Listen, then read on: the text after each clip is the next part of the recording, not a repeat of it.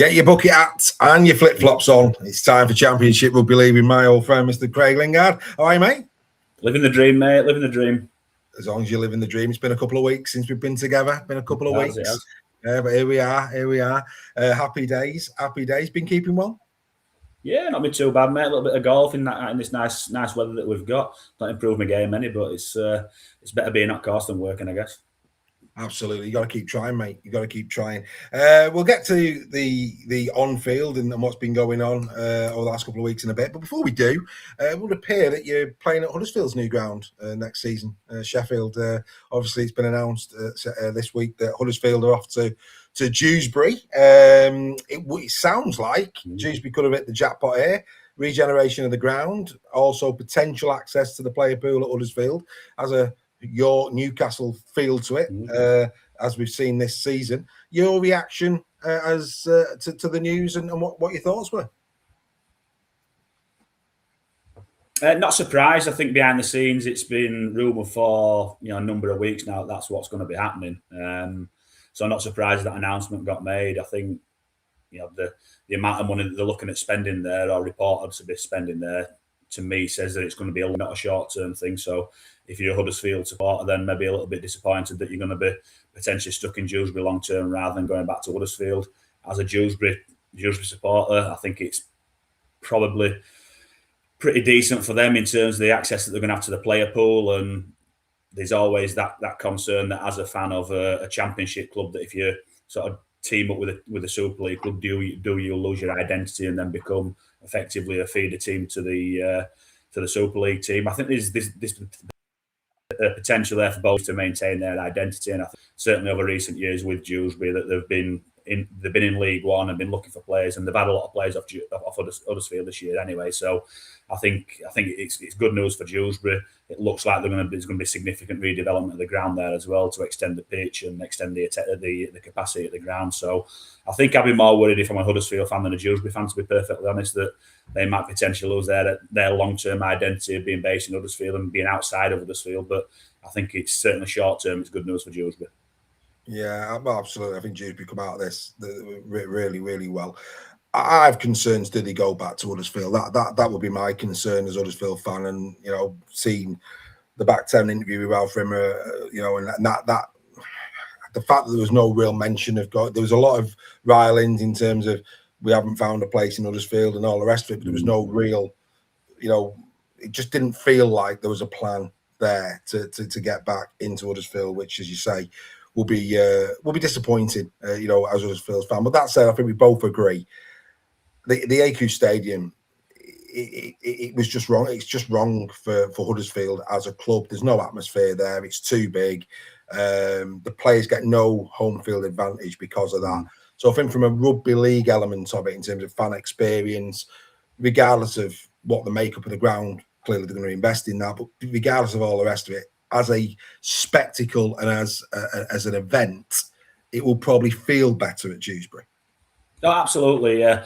I think when you're playing in the stadium the size of the one that they are playing currently, and they're getting I know they had a fairly decent crowd against Catalan at the weekend, but I guess you're looking at 4,000 or 5,000 people in that stadium. It's not really an atmosphere. And, I think, you want to be playing in the best facilities that you possibly can be, but if you're playing in pretty much an empty stadium, the game day experience, the atmosphere is pretty nil. So I think moving to a ground and redeveloping a ground to the capacity that's going to be realistic for what they can achieve in Super League and then build from there, I think it's the right thing to do. And it'll make the game day experience a lot better. It'll be a lot better experience for the players playing in a ground that's potentially close to capacity, and the noise is going to be there. And then the old game day experience for the players, the fans, and everybody else involved with it is so much better. I think, like I say, I think the negative for the Huddersfield fans is that if they're looking at spending the amount of money that they're considering spending there on Dewsbury, they're not going to spend up to £10 million in Dewsbury and then be back in Huddersfield in a couple of years. I think they're going to be there, 5, 7, 10 years as a minimum. Yeah. And then if they are there that long, it then makes it difficult to move back to Huddersfield when you put roots down and you spend so much money redeveloping a new ground. Yeah, absolutely. And it's going to be a big test, isn't it, in terms of the faithful of the Carbal Armour if it is that length of time. I mean, I was speaking on Weekly last week with Joe with regards to that, if you're 10 years down the line and you're not back at Huddersfield, what then? But anyway, great news for Dewsbury. This is a Championship show. Great news for Dewsbury. It's certainly from an existence perspective and financially and all the rest of it, it's lottery time, isn't it? For Dewsbury Rams, it's a good news story for them. And as a consequence of this, perhaps Dewsbury, I mean, not that they've not been competitive this year, they're in and around the playoffs with that, but you'd expect them to have a bump in 2027. Yeah, you would, and Dewsbury, one of them teams, like I said earlier, they've been in League One for a few years now, so you work your budget based on where you are, and they're working on a League One budget, so not being disrespectful, but you sort of take yourself out of the category of certain players that you know that you can't get access to because of the finances that you're actually working towards. Yeah. So now you've got this partnership with the Super League team, you've got access to their players, you'll probably have access to players that are coming back from injury or players that are just outside that 19, 20, 21 man squad where players need to be out week in, week out. I guess the questions that this brings up then is maybe not as a championship discussion, but as a game as a whole is what happens to the reserve team competition on the back of that? Does the reserve team competition go and they effectively use their championship team as their reserve team and just keep the academy team? And does that mean that the squads in Super Leagues will go down a little bit because they're only going to keep so many people outside of academy age, and the ones that are outside of academy age, and I guess potential squad numbers 21 to 26, 21 to 28, or whatever it is, they then become available for selection in the championship. So I think there's a few questions to be answered there. Yeah, and again, you're ear to the ground and all the rest of it. That's going to be interesting next year. Certain clubs saying they're not going to have a reserve team. The Dewsbury partnership with Huddersfield, I think Huddersfield probably would fall into that category. Potentially, they'll use the Dewsbury option as their way of developing the players. It's a mess. It's an absolute mess. Sort of needs some sort of change anyway. But we'll who knows? We'll get an announcement in October on that. But that's by the by. Good news for Dewsbury. Not so much maybe for North Wales. Rumours this week that they're back in a bit of strife, and potentially we could be in a situation where North Wales disappear here and maybe not fulfil the season. But yeah, that's got to say it's unconfirmed at this moment in time, but rumours within rugby league, it's a small community rugby league, and it's not too far off the truth, but rumours circulating over the last couple of days is that they're in a little bit of trouble again, and hopefully they're not.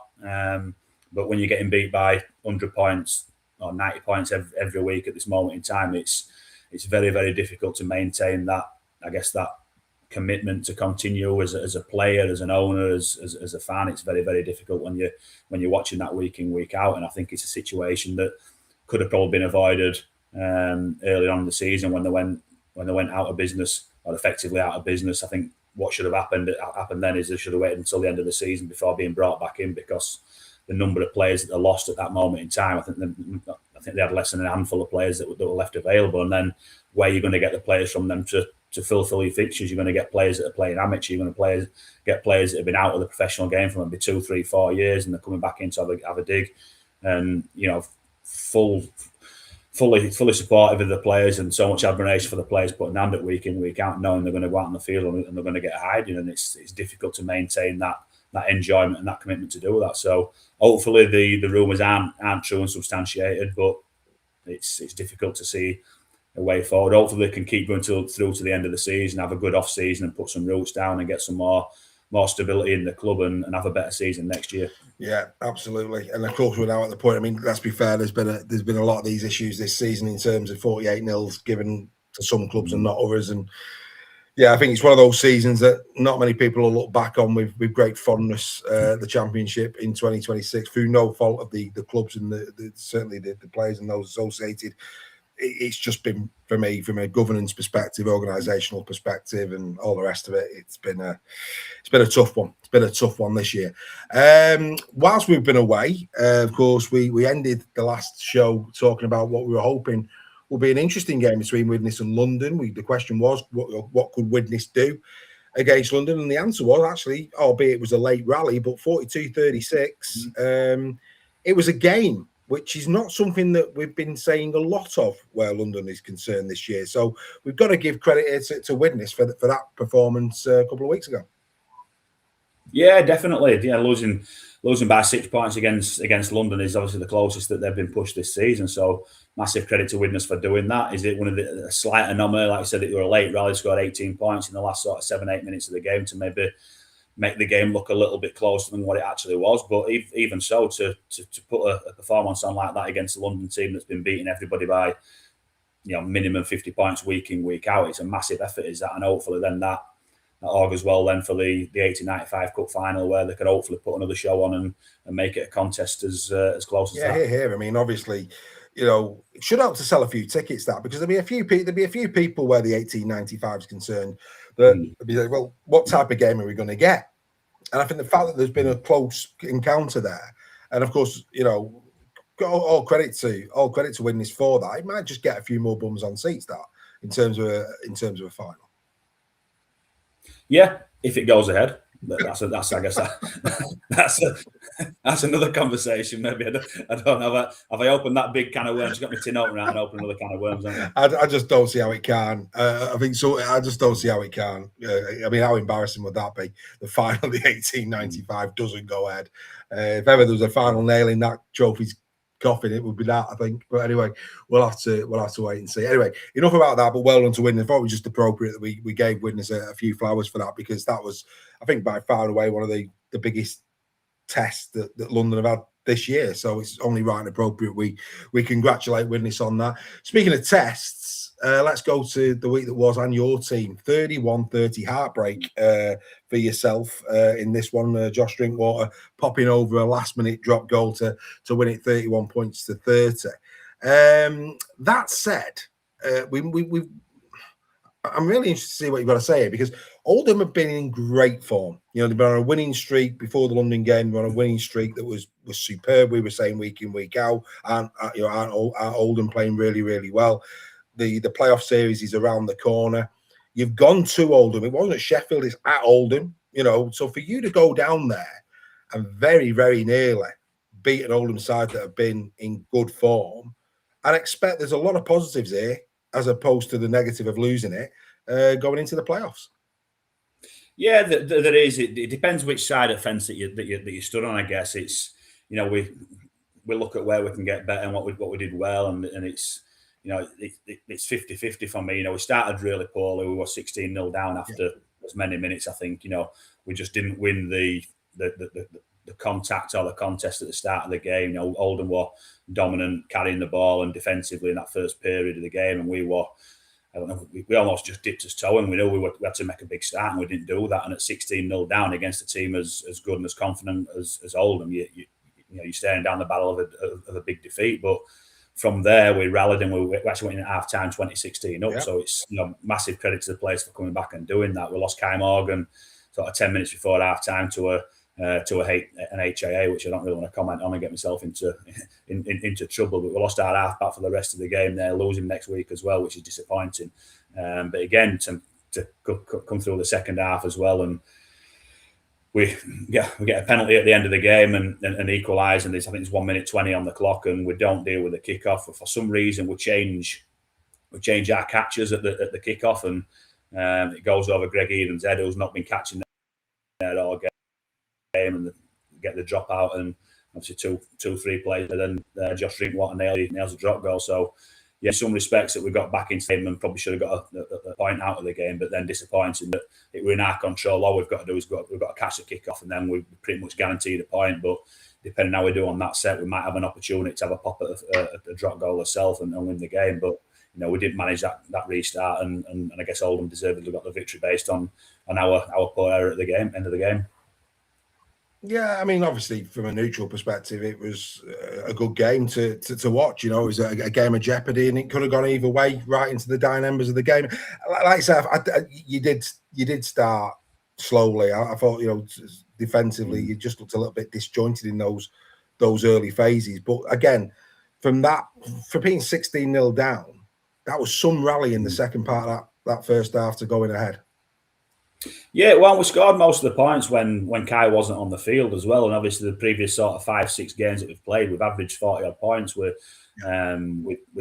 Greg, Kai, and Jordan being that link, and Kai's played a big part of that. And we had to adapt a little bit with the shape that we played. We had to move Jack Bussey into the halfback to start with, and then Corey Johnson went into the halfback later on in the game. So we had to adapt and change the way that we've been playing and been attacking, and that was pleasing that we managed to do that and still score 30 points. But I guess if you score 30 points away from home, you expect to win. And it's defensively, as you said there at the start of the game, we were just miles off where we needed to be defensively. And even at the start of the second half, the first set of the second half, we probably could have scored a couple of tries in that first set of 6 that we had, but Oldham defended really well on their own goal line, and then they come to the end of the field, and we just had a real lapse of concentration on the short side. It was man on man, and Will Oakes has gone out and given his inside shoulder away to O'Keefe, and he's gone through and finished the try. So again, disappointing defensively that it weren't like we got sort of picked as numbers got picked apart and we got done by deception. It was just a bit of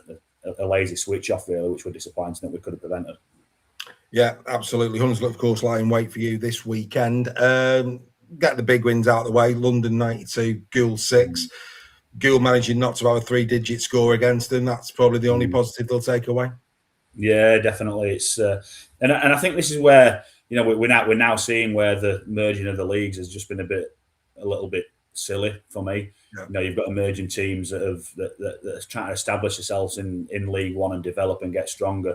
And at this stage of the season now, where we're seeing that at the start of the season, I thought we saw some close games, some tight games there, which you expect. But then as the season progresses and these emerging teams, they're struggling for bodies and getting people in on loan, and then you're coming up against a team like London. I think some of these scores that we're seeing, I think it's a result of the divisions being merged. But having said that, we've been beaten by London by 50 points a couple of games as well. So London are a very, very good side, and it's difficult for anybody to challenge them at this moment in time, isn't it? Yeah, absolutely. I couldn't agree with you more. And of course, we've already mentioned in dispatches Donny's 120 points to 0 win over North Wales. Not a good look, is it? It's not. No, it's a horrible look for the game, and like I said earlier, with the players at North Wales have got full respect and full of admiration for them to go out there week in, week out and put their hand up to play, knowing full well they're going to be on the end of another potential 3-figure defeat, and it must be disheartening, demoralising for them as a team, as a new coaching staff, as supporters. They just need to get through to the end of the season, hopefully, and then have a real good off season to try and lay some foundations down. Yeah, speaking of foundations, though, Salford again.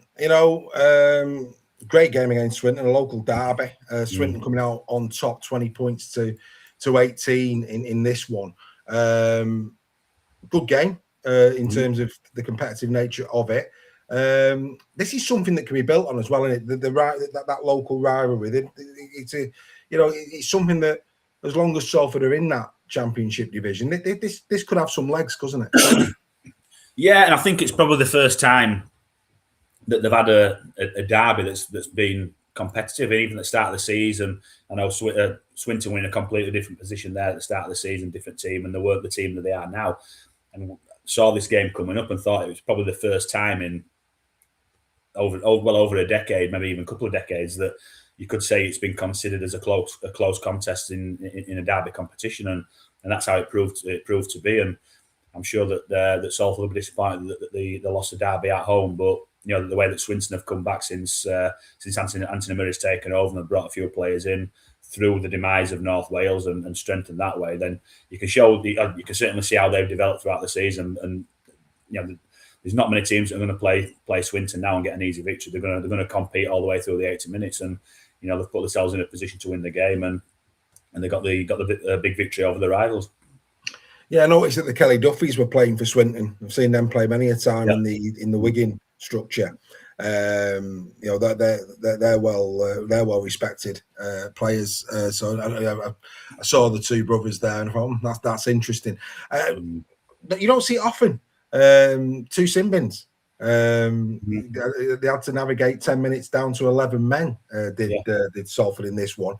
Both Glover and Lynch 7 for 10 on the 8-minute mark. So for them to return to the field and only be 6-0 down, I think they were probably a sigh of relief there for Salford.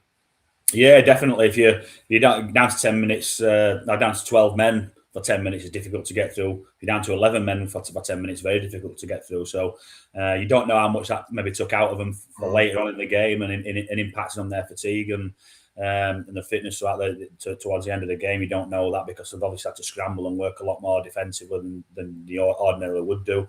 But yeah, to come through the other side, only being 6 points down is a massive effort for the 11 players that are on the field. As a coach, have you ever prepped for that scenario? I mean, obviously 12, yes. I mean, you're going to get sin bins. Very unusual to have a 2-man disadvantage in a game of rugby league. Is that something that you ever prepped for as a coach, or is that something you've just got to deal with on the fly? It's something you've got to deal with on the fly. It's not really something that you necessarily prep with. You sometimes can do, depending on what numbers you've got fit and available in training, you'll overload the attacking numbers to the defensive numbers to make it. You might have, I don't know, maybe eight attackers and 4 defenders, or 8 attackers and 5 defenders, and make them defend a couple of plays. And it's all about the communication, staying square and working from the inside and not giving your inside shoulders away and making sure that your technique and tactical that you sound. But to do it for a period of 10 minutes is difficult to do, particularly at game speed as well. So you might do it for a couple of plays or 4 or 5 plays as a maximum, and then reset and go again. But to do it as a continuous 10-minute block, it's sometimes difficult for you to do. Obviously, numbers-wise, in a Championship part-time team as well, with players that might be injured or players that might not be available for training, you've not always got the numbers to be able to do that as well. Yeah, no, I just thought I'd ask you that because, like I say, it's very unusual, isn't it? I mean, normally you'd have expected maybe 2 on one side, 1 on another, and you still got that 1-man advantage. It's very unusual that there's a 2-man advantage like that. So I just thought I'd ask you the question. I always like to get into your ribs, mate, and see what was on. Just on that as well, I think you sometimes see more offensively that teams will try and play around the opposition too early. Because I think they've got an overlap. Certainly when you're down to 12 men, there's obviously a lot of teams will play to the middle of the field, and then you'll have a 5-4 split as opposed to a 5-5 defensive split, and they'll attack the 4. And they'll sometimes try and go wide too soon. And all that happens then is the defence, rather than being aggressive, they'll just be passive, they'll map off, wait till the ball gets to the edge, and then go and try and shut it down. Is that what maybe what Swinton did when they were down to 11, tried to go too wide too soon? You've still got to go through.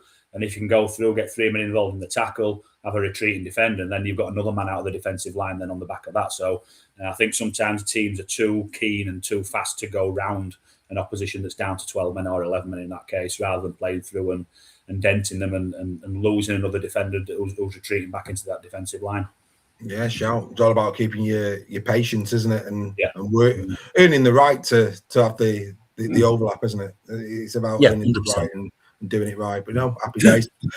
You've got to feel for Alfie Johnson, of course, a player going to Castleford Tigers, because we won't get into any of that nonsense. But Barrow 28, Panthers 20, all 4 tries coming the way of Alfie Johnson in this one. He'll have been personally delighted with his haul, but obviously it counted for nothing. 28-20, good win this one for Barrow. Yeah, they've been struggling a little bit form-wise recently, haven't they? I know they've bodies-wise have been a little bit low recently. I think they've got a few players back as well over the last couple of games just to strengthen that 17 that they've got, but they're still missing a few. Obviously, Halifax in the situation that they are now, they had to get a couple of players in. I think they had to register a couple of players from Saints on trial rather than loan just to get them into the match day squad. So they were missing several players that didn't play against ourselves the week before as well. I think Adam Tangata were missing as well this week, so I think they were a little bit low on numbers, certainly in the middle of the field. So I think even for them, they've lost the game, but I think for them to have the dig that they had with I think they only named an 18-man squad to do that and still have a real good dig against a top side like Barrow, I think they've got to take a bit of credit from that game as well. Yeah, I mean, looking at the team sheet, I think they only named 16 players on the day, and one of those subs wasn't even used. No. So they did it tough. Did the Panthers? There's no doubt about that. But no, well done to Alfie Johnson. Be interested to see how he goes. And again, just on Alfie Johnson, he's been signed there at Castleford for next season. He's got to be sitting there wondering what his future holds with with a new coach coming in. Be interesting to see. I say, yeah, that's going to be interesting. I wish Alfie well, but good to see that he scored those 4 tries. As is always normally the case on this show, whoever you're playing the week after tend to win the week before they play you. And it's been a theme. And Hunslet 32, Keighley 18. Hunslet got in front never went behind in the game. Hunslet will feel good for this. Hunslet have had a real torrid season, really, in the main. But as of Keighley, really, I'd still give you the advantage. We'll go to that later. But no, 30-18 in a game that on paper looked winnable for both sides. They'll win for Hunslet 32-18. Yeah, it is, and I think looking at the teams as well, I think Hunslet played without any halfbacks. I think they had Eddie Batty and Charlie Graham as halfbacks. Correct. So for them to get a victory, I guess it's one of them games that two teams that again struggled for a little bit of form. I know Hunslet won the previous week and against Dewsbury to get a bit of confidence, but previous to that, they'd lost a number of games on the bounce, so they're probably still suffering from a little bit of confidence. And then to go into the game without any recognised halfbacks, no Lee Gaskell, who would have been big in that game for them. You look at Keighley's team, and on paper, you look at the players that they've got and the squad that they've got, and it's a pretty decent squad. And I think it's probably a squad that the players should be doing a lot better than what they are doing. Again, there's a little bit of uncertainty in and around Keighley about what's going to be going on there next year. I've heard a number of rumours financially about what might or might not be happening budget-wise with them. So I guess it's a difficult environment for them to be in at the minute as well. So, massive confidence boosting victory for Hunslet, unfortunately for us. Absolutely, yeah. They'll be coming off the back of a W when they visit you this weekend. 4 in a row for your tip for playoffs, Whitehaven. Yeah. You looked at me a bit stupid about 5 or 6 weeks ago, didn't you? I was surprised. I will concede when you threw that name into the mix. I thought, oh, that's a shout. And hey, what do you know? It's coming good. I mean, don't get me wrong.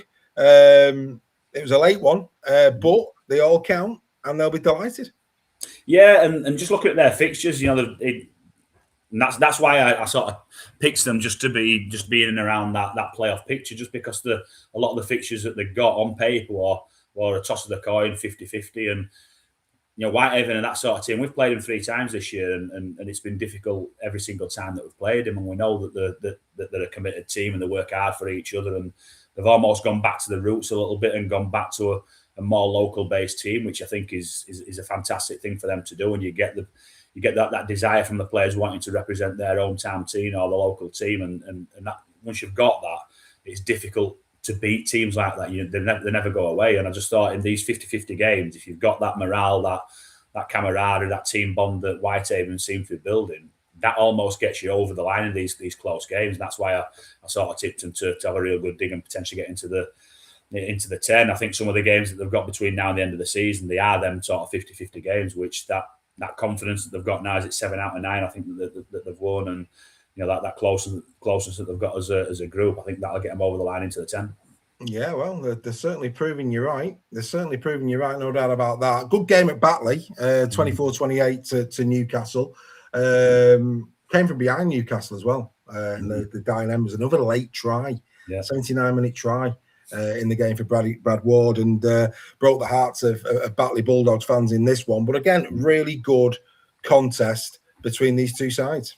Yeah, definitely. And again, Batley, a team themselves that are struggling injury-wise. I think they're down to that sort of 18, 19 bodies as well. So, they're doing it tough with players playing out of position. And they lost a couple more this week as well. I think Michael Ward came on for 3 or 4 minutes, went off injured, and he's out now. So I think that's impacting them even more bodies-wise. So I think they'll be looking to try and get some people in short term this week. But, to have a real dig against a team like Newcastle, who've been winning week in, week out, second in the table, I guess it's a little bit similar to our game. It's one of them games where you can take the positives, but also the negatives. They'll be looking at that late try that they conceded and thinking, well, we probably should have held on and won that game, and it probably got us into the 10. But now they're in 10th position, clinging on with Dewsbury just behind them, and we've got Batley and Dewsbury to play in the last 3 games of the season. So that could be a decider on that 10th. Yeah, absolutely. We've got to give big congratulations to, I would think, Midland Hurricanes, who of course secured their playoff positions with a tough win, 30 points to 24 over Workington. Another late try in this one, Warren going over on 75 to get the win for Midland. But again, a club that I think we've both been, over the course of the season, very respectful of the job that's been done down there. And I think that, good to see that, the amount of effort that's been put into Project Midland has yielded them that playoff spot. Yeah, definitely. And I think they'll see this season as a success. You know, if coming up from the League One as it was into the combined Championship, I think their goal this year would have been to try and get into the playoffs.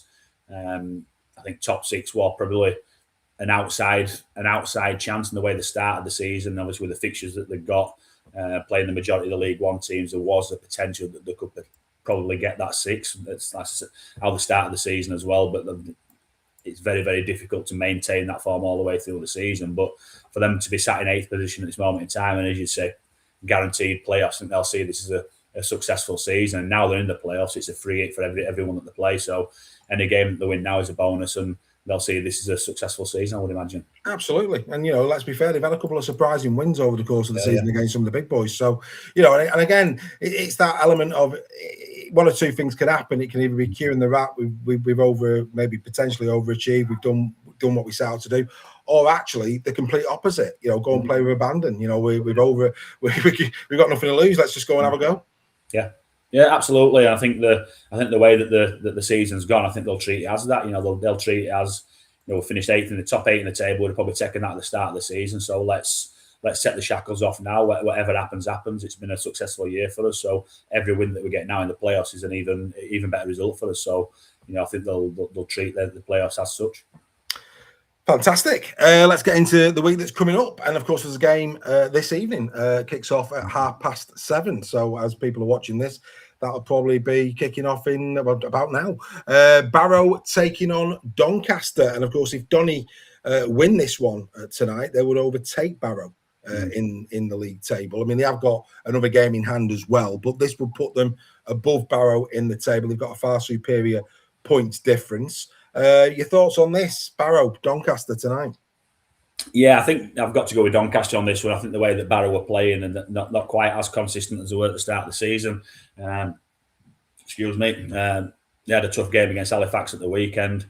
Doncaster played North Wales, and you know, I don't think many of their players will have been tackled in that game. And looking at the squad, it looked like that they left a few people out as well in preparation for this game. So, you know, I don't think the fact that Doncaster played on Sunday will play any part in the game tonight, because I think they'll rotate the squad around, bring the players back in that they're rested, and I think they'll be pretty much, you know, full strength and good to go for tonight. So I just think Doncaster probably have a little bit too much fun.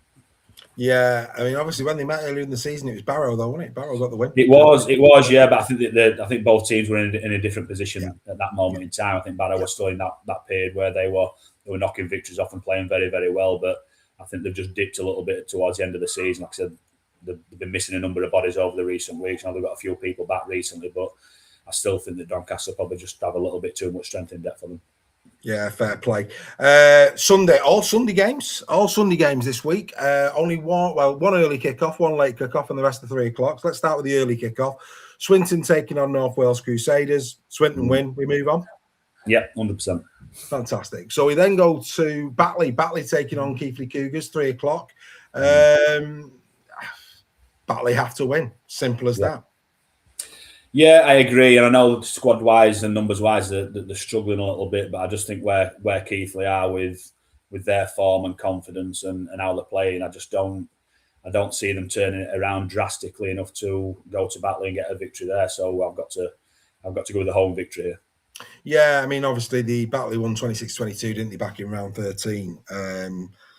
Obviously home field advantage this time round. But, you know, if Batley are going to cling on to those playoff positions, this is a type of game that they just have to win. They're at home, they're playing Keighley, they have to win it. It's as simple as that. If they don't, opportunity knocks for Dewsbury. Doncaster follow up tonight's game against Midland Hurricanes. So it's fair to say Doncaster will be testing more against Barrow tonight, and Midland are a bit fresher perhaps, but Donny at home, which will help, no doubt about it. What do you expect from this one?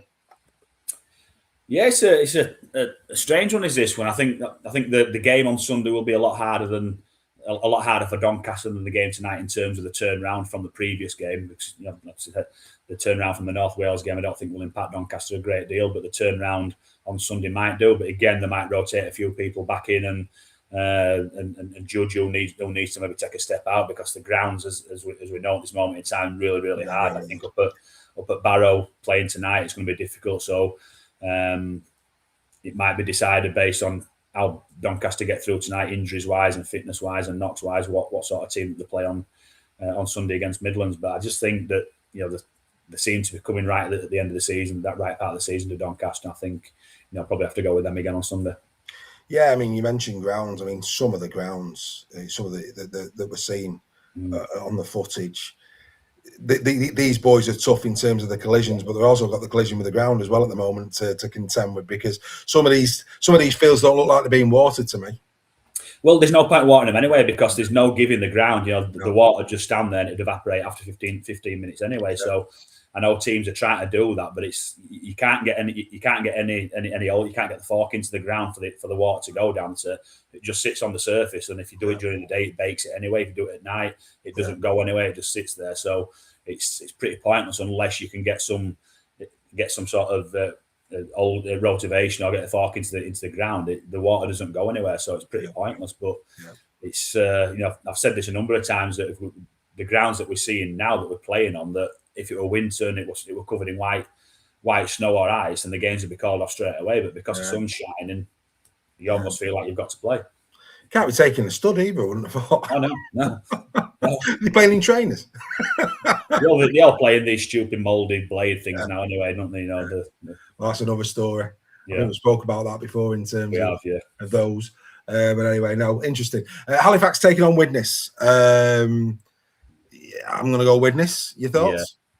Yeah, it's difficult to not go Widnes, and like I said, it depends on the squad that Halifax have got. If they only manage to get 16 out this week and only 15 played, it shows you where they are as a group. And do they get anybody back from injury that missed last week? I don't know. But the way that Widnes are playing and the squad depth or lack of depth that Halifax have got, you can't see any other victory apart from a Widnes one. No. The fact that Widnes tested London last week, over to you, Oldham. Oldham playing London at home. Again, a team that we've said all season, there's only a few that we think can really potentially give London a bit of a game. Oldham would have fallen into that bracket.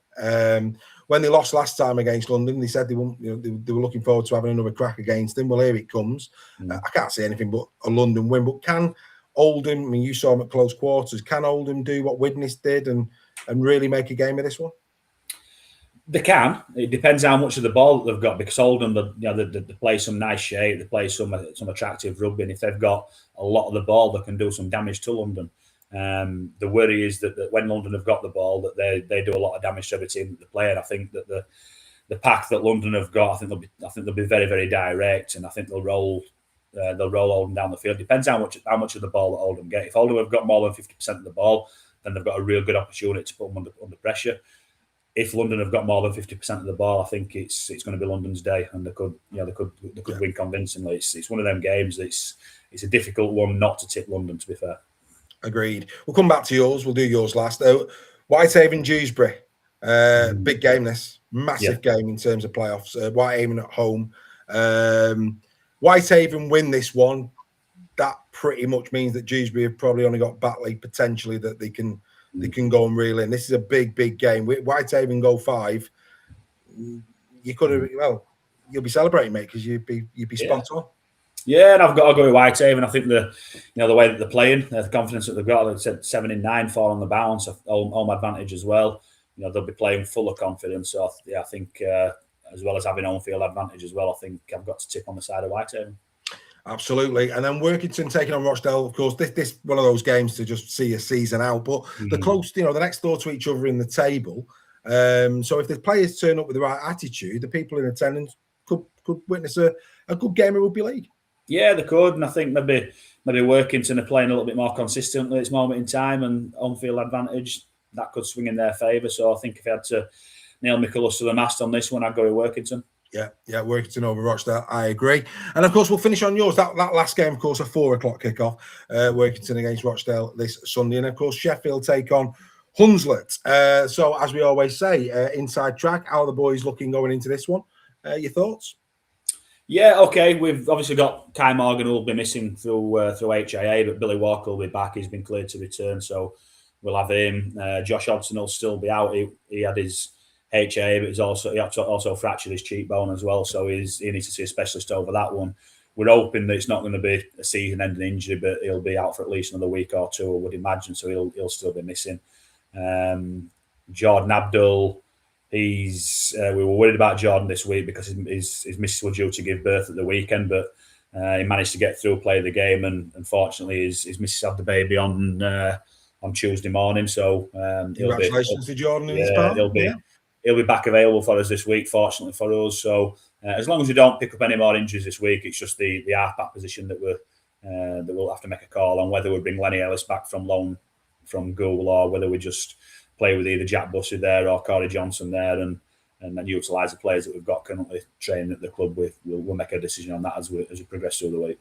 Yeah, fair enough. And of course, still all to play for in terms of final league position. You look at the teams that are above you, it's feasible at the moment. Like even Barrow played 22 games, haven't they, to your 21? So, like I say, those final league positions are absolutely still to play for at this moment in time. And Hunslet, for me, having done this all season with you, I think you're going to be filthy if you don't win this on Sunday. Personally, I think this is a game that on paper and when you look at how the season has panned out, Sheffield should be winning this one at home, this close to a playoff, because you need to maintain that confidence and consistency now, don't you? You need to be getting that really going.